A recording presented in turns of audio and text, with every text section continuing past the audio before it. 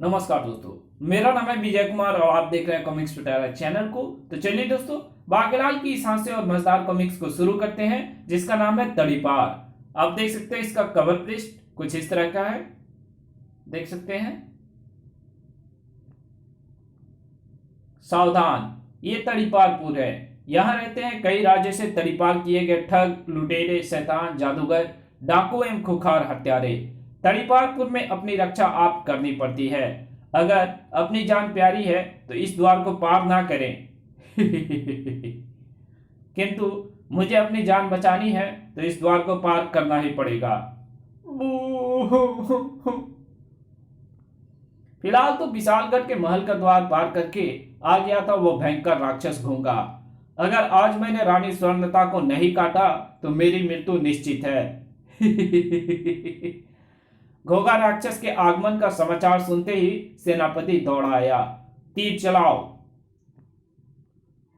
किंतु घोंगा अपने कवच में सरक गया। हमारे फेंके तीर उसे नहीं लगे। उसने अपना शरीर सल्क में छुपा लिया है। कुल्हाड़ियों और तलवारों से काट दो इसे। तुम्हारे शस्त्रों की धारें खराब हो जाएंगी पर मेरे सल्क पर खरोच तक न आएगी। अब मैं तुम्हें चखाता हूं मजा। ओफ, ये इसने क्या फेंका? यह है चेपू चिपक जा। इसके प्रभाव में आने के बाद तुम सब एक दूसरे से चिपक जाओगे। अरे, हम तो चिपक गए। महामंत्री जी, महामंत्री रानी की सुरक्षा के लिए चिंतित हो उठा। महारानी जी, घोंगा के पास विचित्र चेपू शक्ति है। अगर वो हमें चिपकाकर यहां तक आ गया तो वो आपको अवश्य ही काट लेगा। तो मैं क्या करूं? आपको पलंग के नीचे छिपाया तो घोंगा आपको ढूंढ लेगा, क्योंकि हर कोई सबसे पहले इसी स्थान पर ही जाकर छिपता है। मेरे विचार से आप इस संदूक में छिप जाएं। घोंगा यहां आपको नहीं ढूंढ पाएगा। ठीक है। बाकीलाल सुबह की सैर को गया है और महाराज इस समय प्रसन्न देवता की पूजा कर रहे हैं ताकि सारा दिन प्रसन्नता से व्यतीत हो। महारानी की सुरक्षा की जिम्मेदारी हम पर ही है। ध्यान रहे, घोंगा यहां आ जाए तो यहां से बचकर ना जाने पाए। हम 20 सैनिक हैं, उसके 20 टुकड़े कर देंगे। किंतु महाराज की ओर किसी ने ध्यान नहीं दिया और यही तो मेरी चाल थी। दरअसल मुझे रानी को नहीं बल्कि महाराज को काटी काटी करनी है। अगर मैं ये रहस्य पहले ही बता देता तो सैनिक राजा की सुरक्षा में जुट जाते, पर अब मेरा रास्ता साफ है। ओम जय प्रसन्न देवताय नमः। स्वामी प्रसन्न देवताय नमः। भक्त जनों के संकट पल में दूर करे नमः।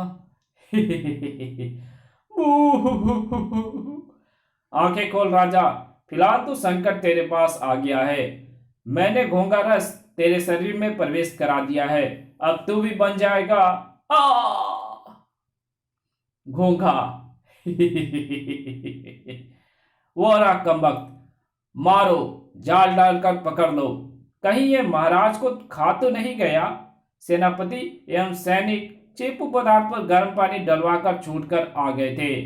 कमबख्तो, मैं महाराज हूं। घोंगा ने मुझे भी काटकर घोंगा बना दिया है। क्या? किंतु वो तो महारानी जी को काटने आया था। ये जाल हटाओ और जाओ उसे पकड़ो।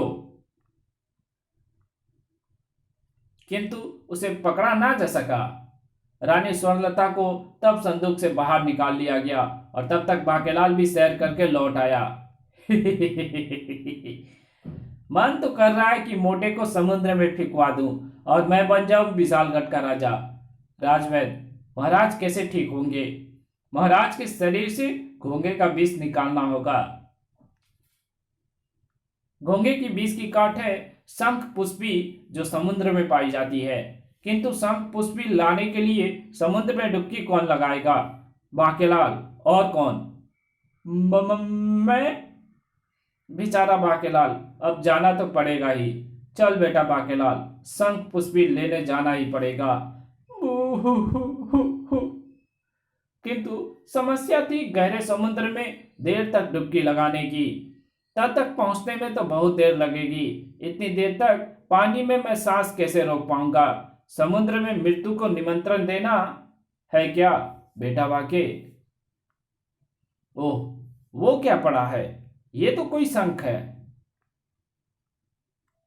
और मुझे चाहिए शंख पुष्पी। मैं सबसे जाकर कह दूंगा कि यही है शंख पुष्पी। तेरा काम तो हो गया। तड़ाक! अरे, इस संघ की आवश्यकता मुझे है। तुम महाराज नहीं, तुम महाराज नहीं हो। कौन हो तुम? मैं हूं तड़ीपार, किंतु तुम्हारी सूरत तो बिल्कुल हमारे महाराज से मिलती है। सिर्फ मूंछों का फर्क है, तुम्हारी मूंछें नहीं हैं। ये मुझे नहीं पता। मुझे केवल इतना पता है कि मुझे ऐसा वरदान मिला हुआ है कि मैं जिस भी राजा को मारूंगा, उसके स्थान पर राजगद्दी पर मुझे ही बिठाया जाएगा। और मैं राजा विक्रम सिंह को मारने यहाँ आया हूँ। अगर ये शंख पुष्पी मैंने तुझे ले जाने दिया तो इससे तू राजा को ठीक कर लेगा, जबकि मैं ऐसा नहीं चाहता। तो फिर पहले तू ही मरने के लिए तैयार हो जा। ओह! शंख नीचे गिरते ही बाके भी उस पर झपटा, और तड़ीपार भी। शंख दोनों के हाथ लगा। तब देख बाकेलाल, हम में से जो इसे बजा लेगा वही इसे लेगा। बोल, मंजूर है? ठीक है, पर पहले मैं बजाऊंगा। बाकेलाल ने शंख बजाना शुरू किया। अभी ये शंख तेरी पूं करेगा, देखता जा। पूं। तभी मैं हूं विष पुष्पी कीड़ा, काटी काटी। आ! बाकेलाल, तुझे विषैले विष पुष्पी कीड़े काटी काटी ने काट लिया है। अब यहां तू नहीं बचेगा।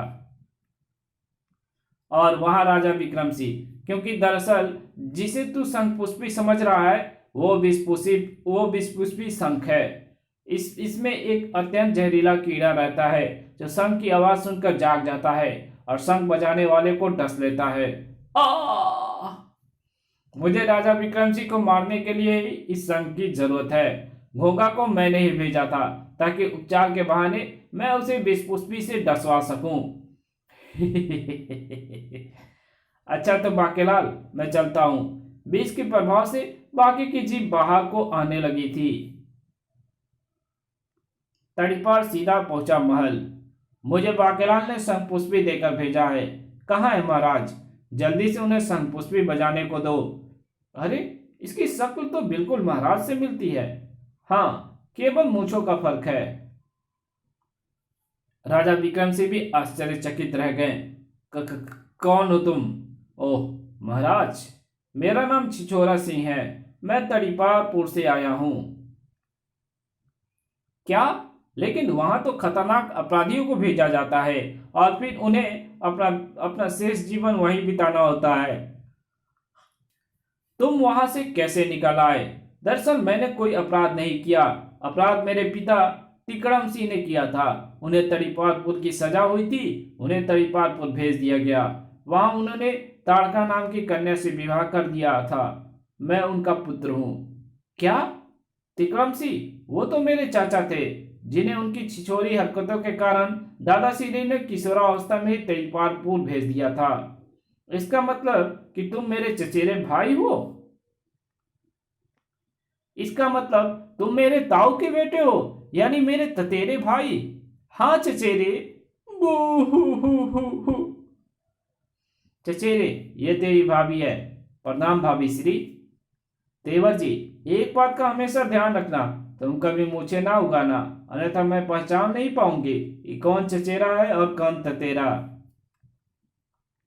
ततेरे, अब जल्दी से तुम शंख बजाकर ठीक हो जाओ। हाँ हाँ, क्यों नहीं, किंतु इससे पहले कि राजा विक्रम सिंह शंख बजा पाता, ठहरो। अरे बाकेलाल, आओ आओ, मेरे चचेरे भाई छिछोरा सिंह से मिलो। इस शैतान से तो मैं पहले ही मिल चुका हूं। यह आपके प्राण लेकर विशालगढ़ का राजा बनना चाहता है महाराज। ये तुम मेरे चचेरे भाई पर कैसा आरोप लगा रहे हो बाकेलाल? मैं बिल्कुल ठीक कह रहा हूँ महाराज, ये शंखपुष्पी नहीं है बल्कि विषपुष्पी है। इसने मुझे भी इसके अंदर मौजूद विषपुष्पी कीड़े से कटवाकर जान से मारने की चेष्टा की। वो तो शुक्र है मैं समुद्र के खारे पानी में गिरा जो विषपुष्पी कीड़े की काट है, इसलिए मैं बच गया। महाराज, अब ये विषपुष्पी कीड़े से आपको भी कटवाकर मारना चाहता है। ये सच है कि शंखपुष्पी और विषपुष्पी एक जैसे होते हैं, दोनों में ही कीड़े होते हैं, एक डसने वाला एक चूसने वाला। इस शंख में विषपुष्पी कीड़ा है या शंखपुष्पी, इसकी पहचान करूंगा मैं। अब खुलेगी बच्चू तेरी पोल, मेरे होते तू विशालगढ़ का राजा नहीं बन सकता। बाकी अब फंसेगा तू। इसमें तो शंखपुष्पी कीड़ा ही है जो महाराज के शरीर से घोंघा विष चूसने में सक्षम है। मैं हूं शंखपुष्पी। नहीं, ये नहीं हो सकता। मैं इसी शंख को बजाने से ही मरते मरते बचा हूं। ये तो अभी पता चल जाएगा। महाराज, आप शंख बजाइए, देखते हैं महाराज को विषपुष्पी कीड़ा काटता है या शंखपुष्पी महाराज के शरीर से घोंघा विष चूस लेता है। महाराज ठीक हो गए, इसका मतलब ये शंखपुष्पी है। किंतु ये मगर परंतु बाकेलाल, तुम झूठे निकले, तुम्हें ऐसा करना शोभा नहीं देता। किंतु मैं सच कह रहा हूं, ये तड़ीपार आपके प्राण लेना चाहता है। चुप रहो, तड़ीपार ये नहीं, इसके पिताश्री थे। ये तो मेरा चचेरा भाई है। चचेरे, आज से तू यहीं रहेगा, जो आज्ञा तेरे। सेनापति, चचेरे की आवभगत का जिम्मा तुम्हारा, और बाकेलाल को आज सूखी रोटियां और पानी वाली दाल ही दी जाए, क्योंकि उसने झूठ बोला है। जी महाराज। तुम दोनों को देख लूंगा। मैं तो कहता हूं कि काले कौवे से भी कटवाओ। छिछोरा सिंह की खूब आवभगत हुई। खूब खा चचेरे, काजू वाली खीर और लेना। काजू वाली खीर? वाह, मजा आ गया। बेचारा बाकेलाल को पानी वाली दाल और सूखी रोटियों पर ही संतोष करना पड़ा। तू कुछ भी तिकड़म भिड़ाले छिछोरे, मुच्छर को मारकर यहाँ का राजा बनने की तेरी चाल मैं कभी कामयाब नहीं होने दूंगा। बाकेलाल जी, एक सूखी रोटी और लीजिए ना, ये पहले वाली से कम सूखी है। उसी रात।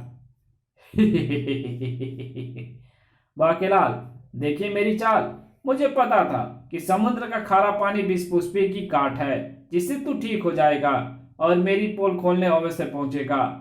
इसलिए मैंने विषपुष्पी कीड़ों को वहां से हटाकर शंखपुष्पी कीड़ा वहां रख दिया था। बाकेलाल, मैंने सुना है कि तेरे रहते कोई विशालगढ़ की ओर फूटी आंख उठाकर नहीं देख सकता, जबकि मुझे दोनों आंखों से देखना है। इसलिए मैं अपनी चाले चलकर तुझे तड़ी पार करवाऊंगा, साथ में राजा विक्रम सिंह को भी खत्म करूंगा, ताकि फिर मैं आराम से विशालगढ़ का राजा बन सकूं। इसमें कोई अड़चन भी नहीं है, क्योंकि अब तो मुझे सबने तुम्हारे महाराज का चचेरा भाई भी मान लिया है। बाकेलाल, मैं राजा विक्रम सिंह को स्वाभाविक लगने वाली मौत मारूंगा। इसलिए मैं कल सुबह महाराज को पहाड़ी वाले 100 सीढ़ी वाले संपन्न देवता के मंदिर में ले जाऊंगा, और फिर मंदिर के पीछे अचानक उनका पांव फिसलेगा और वो खाई में जा गिरेंगे। तुम भी नजारा देखना। और अगर किसी कारणवश राजा को मैं वहां से धक्का ना दे पाया, तो फिर वापसी में रथ के पहिए ढीले हो चुके होंगे। फिर जब रथ तेजी से दौड़ेगा तो बेचारा बाके क्या करता। छिछोरा की योजना अगर वो महाराज को बताता तो महाराज उसकी बात का विश्वास न करते। अगर महाराज इसके हाथों मारे गए तो वरदान के फलस्वरूप इसे ही राजगद्दी मिलेगी। सारे हालात इसी के पक्ष में हैं, और अगर ये राजा बन गया तो तू पक्का भिखारी बनेगा। बाकेलाल, कुछ कर। मेरा भी नाम बाकेलाल ऐसे वैसे ही नहीं है। इस कमबख्त को ऐसा पाड़ा पटाऊंगा कि हमेशा याद रखेगा। अरे बाकेलाल जी, आप यहाँ कैसे? मछुआरों, मुझे आज रात के लिए तुम्हारा मछली पकड़ने वाला जाल चाहिए, अवश्य ले जाइए बाकेलाल जी। बाकेलाल जाल लेकर पहुंचा संपन्न देवता के मंदिर के पिछवाड़े वाली खाई में। बच्चू छिछोड़े तड़ी पार, तो महाराज को ऊपर से धक्का देगा तो महाराज आकर गिरेंगे सीधे मेरे बांधे गए जाल पर, और तब महाराज को यकीन करना ही पड़ेगा कि मैं जो कह रहा हूं वो सत्य है। अपने